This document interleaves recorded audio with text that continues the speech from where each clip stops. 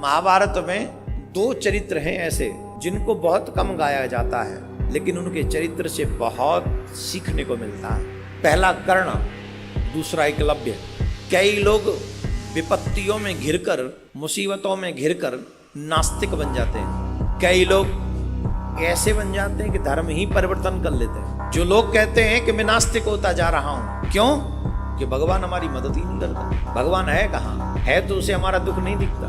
तो आज मैं उसी प्रसंग को आपको बताना चाहता हूं। जब पता चला कि कर्ण, महाभारत का युद्ध होगा, तो महाभारत का युद्ध जब निश्चित होगा तो भगवान श्री कृष्ण ने सोचा एक योद्धा कौरवों की तरफ ऐसा है जिसे अगर पांडवों की तरफ ले लिया जाए तो पांडवों की विजय आज ही सुनिश्चित हो जाएगी। आज ही वो योद्धा आ जाए तो।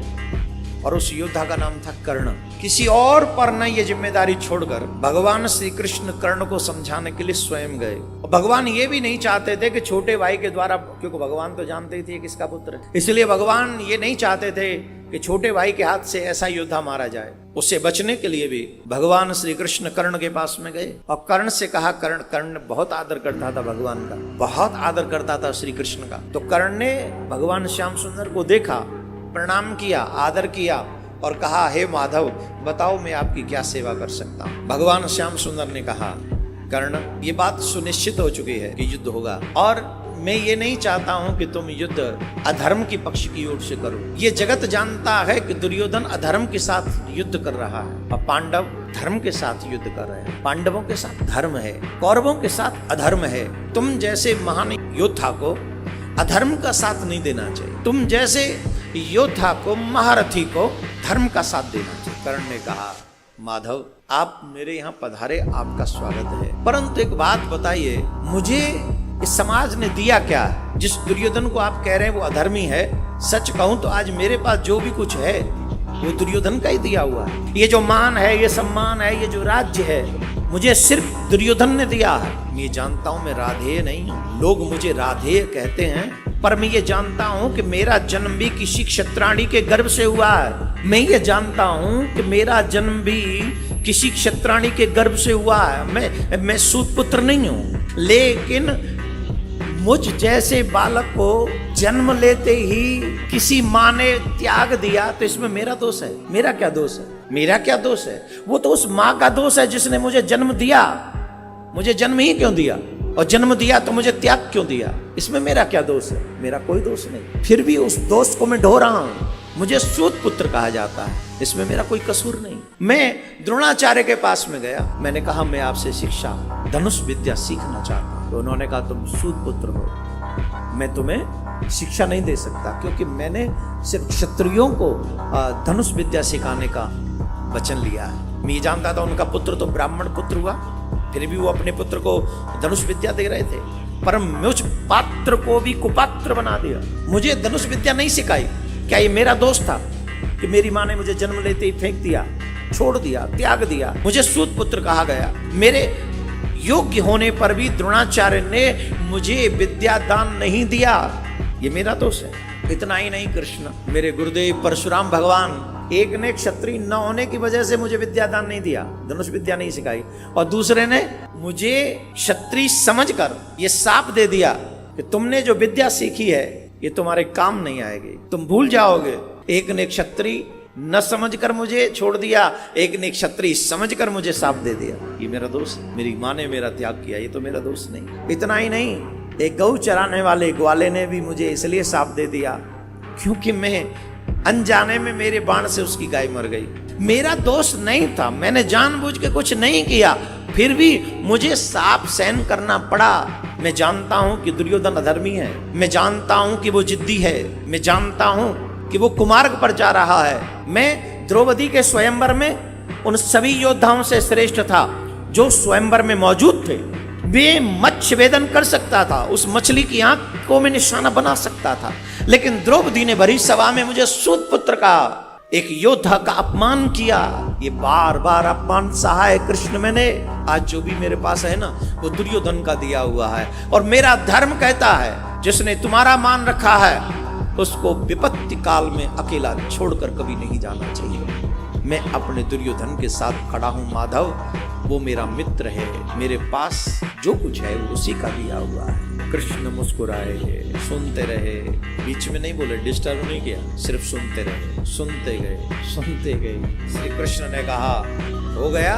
बोले जी। बोले सुनो, इतनी सी विपत्तियों में तुम अधर्म का साथ देने के लिए तैयार हो गए? सुनो, मैं तुम्हें अपनी विपत्तियां सुनाता हूँ और सुन लो। कृष्ण के चाहने वालों, थोड़ी थोड़ी बात पर माला छोड़ के भाग जाने वालों, इच्छा पूरी न होने पर मंदिर न जाने की कसम खाने वालों, सुन लो ध्यान से। श्री कृष्ण बोले कर्ण, तुमने तो ये सब जन्म के बाद सहा, जरा मेरे जीवन की भी कहानी सुनो। मेरे जीवन में तो विपत्तियां मेरे जन्म से पहले ही बाहर खड़ी थी। मेरा जन्म भी नहीं हुआ था, उससे पहले मेरी मौत मेरी प्रतीक्षा कर रही थी। मेरी मौत मेरी प्रतीक्षा कर रही थी मेरे जन्म से पहले।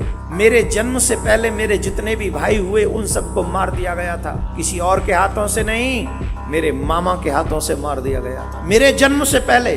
क्या कहोगे कर्ण उस बात को? जिस दिन मेरा जन्म हुआ उसी रात को मुझे जन्म देने वाली माँ अपने पिता का त्याग करना पड़ा था। उसी दिन त्याग करना पड़ा मुझे, जिस दिन मेरा जन्म हुआ। थोड़ा सा बड़ा हुआ, मुझे विष पिलाने के लिए पूतना पहुंच गई। आग में जलाने की कोशिश की गई, मुझे आग में जलाने की कोशिश, बार बार अनेकों राक्षसों के द्वारा मुझे मरवाने की कोशिश की गई। तुम्हारा बचपन तो शस्त्र विद्या में सीखा, तुम्हारा बचपन शस्त्र विद्या सीखते हुए निकला, लेकिन मेरा पूरा बचपन गौवे चराते हुए बीता। तुम्हें प्राप्त हुई शस्त्र विद्या, मेरी तो गुरुकुलम की विद्या ही 16 वर्ष की अवस्था में प्रारंभ हुई है। जन्म देने वाली माँ को छोड़ दिया कब? जन्म लेते ही। और फिर 11 वर्ष बाद उस माँ को भी छोड़ना पड़ा जिस माँ ने मुझे पाल पोस के इतना बड़ा किया। अपनी प्यारी गोपियों को छोड़ के आना पड़ा, अपने प्यारे ग्वाल वालों को छोड़ के आना पड़ा, अपने मैया बाबा को छोड़ के आना पड़ा। इतना ही नहीं है, मथुरा आने पर भी जरासंध ने एक बार नहीं 17 बार मेरे ऊपर चढ़ाई की। अपने लोगों की रक्षा करने के लिए मुझे अपना शहर छोड़ के जाना पड़ा, अपना नगर छोड़ के जाना पड़ा।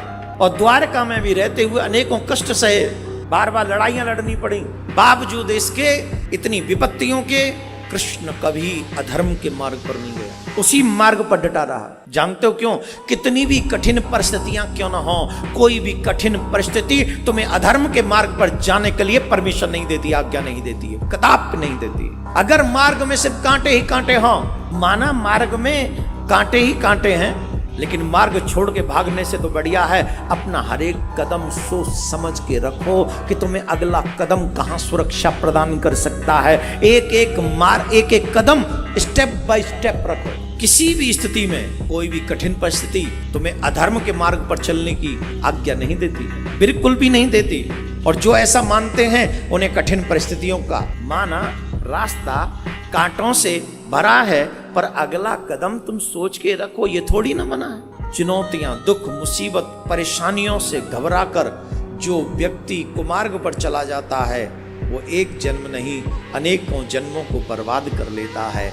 मनुष्य जीवन ही ऐसा है जिसमें हर एक कष्ट को सहते हुए भी जो धर्म के मार्ग पर चलता रहता है वही मेरे गोविंद को प्राप्त कर पाता है।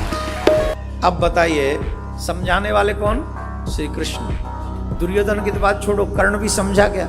इतना सुंदर उपदेश भगवान ने दिया, इसके बाद भी कर्ण व्यापक धर्म को समझ नहीं सका। धर्म बड़ा व्यापक है। मनुष्य जीवन मिला ही इसलिए है जिसमें हम कठिन से कठिन परिस्थिति का सामना करें। अपने से जिनको हम भगवान कहते हैं, चाहे वो राम जी हो चाहे वो कृष्ण हो, उनके चरित्रों को पढ़ो और ध्यान से पढ़ो। और ध्यान से पढ़कर देखो कि कठिन परिस्थिति में भगवान ने भी कहीं धर्म का त्याग किया क्या?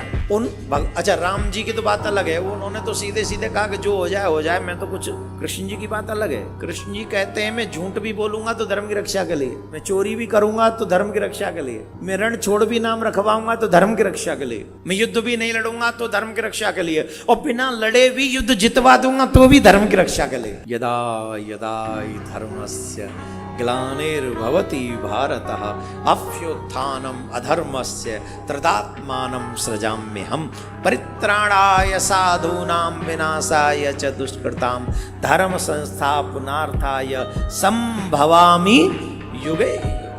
युग युगांतर तक मैं आता हूँ, इसलिए सिर्फ धर्म की रक्षा।